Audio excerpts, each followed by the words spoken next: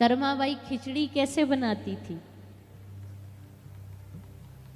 बोले अपरस में रह के बनाती होंगी। अपरस समझते हो क्या? ठाकुर जी का जब भोग बनता है ना तो मंदिर में नियम होता, अपरस की सेवा होती है। बड़े नियम होते, स्नान करके रसोई घर जाना, पुराने वस्त्र नहीं पहनना, शौच इत्यादि करके नहीं आ जाना, मौन रहना, बोलना नहीं, सब अपरस में भोजन बनता ठाकुर जी का।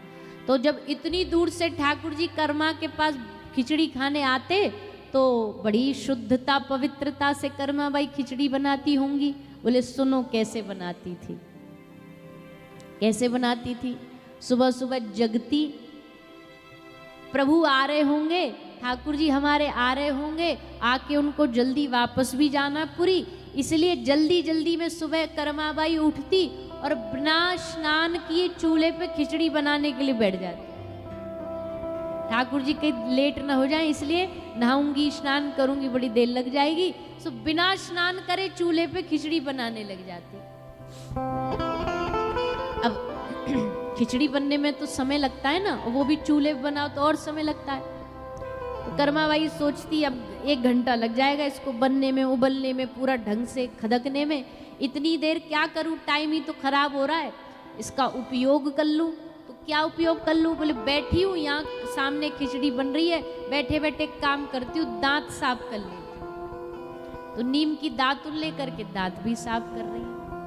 और साफ करते करते जब देखा कि खिचड़ी उबलने लगी, बाहर फैलने लगी, तो आसपास चमचा ढूंढी, चम्मच ढूंढी, कुछ मिली नहीं, जल्दबाजी में वही दातुन से हिला दिया।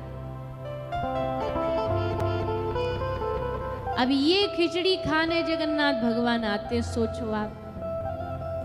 एक कोई दक्षिण भारत का कोई साधु बाबा आया हुआ था, बा ने ये सब नाटक देख लिया। उसने देखा तो उसको, अज्ञानी तो भैया अज्ञानी होता है, ज्ञानी जो होता है वो हर जगह अपना ज्ञान दिखाता भी है कि हम ज्ञानी हैं, उसे बढ़िया लगता है ज्ञान दिखाना। और कुछ नियम तो भाई सही भी हैं, अब वो चाहे ज्ञानी हो चाहे ना हो, कुछ नियम तो नियम ही है। तो दक्षिण भारत का वो जो बाबा आए, उन्होंने कहा अरे राम राम राम राम, कर्माबाई ये क्या, कैसे खिचड़ी बना रही, ऐसे बनाते भगवान की खिचड़ी?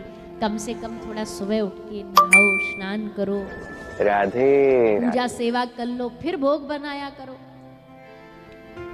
पाप लगेगा तुमको, अपराध लगेगा।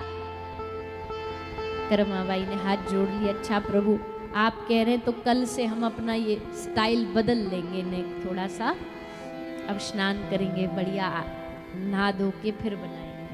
अब अगले दिन कर्माबाई स्नान करके नहा धो करके फिर खिचड़ी बनाने को तैयार हुई, पर जब तक स्नान किया तब तक महाराज घड़ी की सुई बढ़ती चली गई।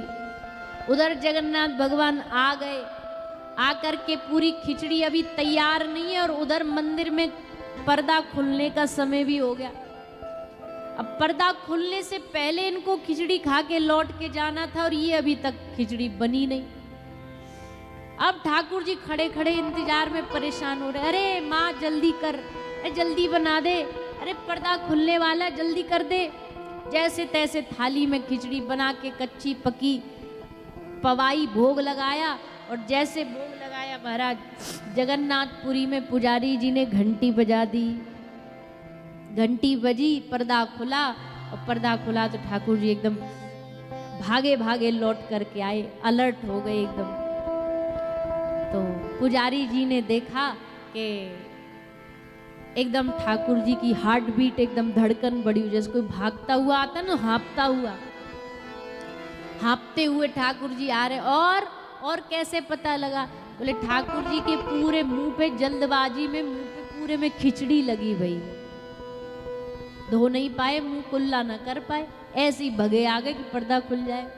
पुजारी जी समझ गए, हंस के बोले ठाकुर जी को, प्रभु आज कहाँ लीला करके आ रहे हो, क्या खेल चल रहा है आपका? ठाकुर जी बोले पुजारी जी बस पूछो मत, आज बढ़िया फंसे, और फंसाए भी किसने? उस साधु बाबा जी ने, उसको पकड़ के लाओ मेरे पास।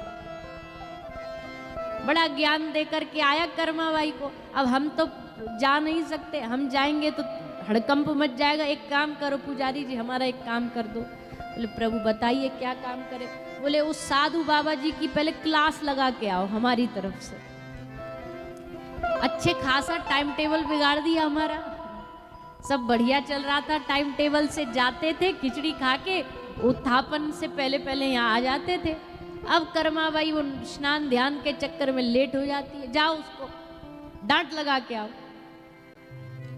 पुजारी जी बोले वाह प्रभु क्या लीला करते हो तुम। पुजारी जी गए, वो बाबा को कहा महाराज आप पर ठाकुर जी नाराज है। बोले हम पे काहे को नाराज है? बोले आपने जो ज्ञान दिया उस पे नाराज है। बोले हमने को गलत ज्ञान दिया? बोले गलत तो नहीं दिया, पर ठाकुर जी जो वो गलत करती थी उनको वही सही लगता था। अब भैया एक बात बताओ, तुम अपने आंसर शीट में, परीक्षा की आंसर शीट में तुम चाहे कितना भी गलत उत्तर लिख दो, पर मास्टर जी ने अगर पूरे नंबर देने का सोच ही लिया है तो फिर उस गलत को कौन गलत बोले? जब मास्टर जी ने सोच ही लिया कि भाई पास करना है इसको, चाहे गलत लिखे चाहे सही लिखे। वैसे ही हमारे ठाकुर जी है, ये ठाकुर जी गलतियों को नहीं देखते। जब इन्होंने देख लिया ना ये मेरा प्यारा ये भक्त से पास करना है तो पास करना है, फिर चाहे गलत करे चाहे सही करे। और कभी कभी गलती प्रेम में मजा देती है, कभी कभी भूल प्रेम को और बढ़ा देती है। प्रेम नियमों का विषय नहीं है, प्रेम तो हृदय का विषय, भावना का विषय है। कभी कभी प्रेम में भूल मजा देती है। हाँ पर शर्त है भैया प्रेम ही होना चाहिए। अब कल को आप जाकर के बिना नहाए भोग बनाने लगो कि व्यास जी आए थे हमारे गांव में, ऐसे ऐसे बोल के गए थे, कर्माबाई पे ठाकुर जी ऐसे ही रीझे थे, हम भी बिना नहाए बनाएंगे। तुम तो मरोगे ही मरोगे, हमें भी लुटिया डुबा दोगे हमारी। ठाकुर जी हमसे पूछेंगे कि तुम बड़े माइक पे ज्ञान बांट के आई थी इधर, किसने कहा था इनको ये बताने के लिए बिना स्नान करे? वो कर्माबाई थी, वो भाव में डूबी थी, भाव में डूबी थी, और वो जो हो रहा था सब भाव में हो रहा था। अब शबरी मैया ने झूठे बेर खिला दिए तो क्या हम खिला सकते?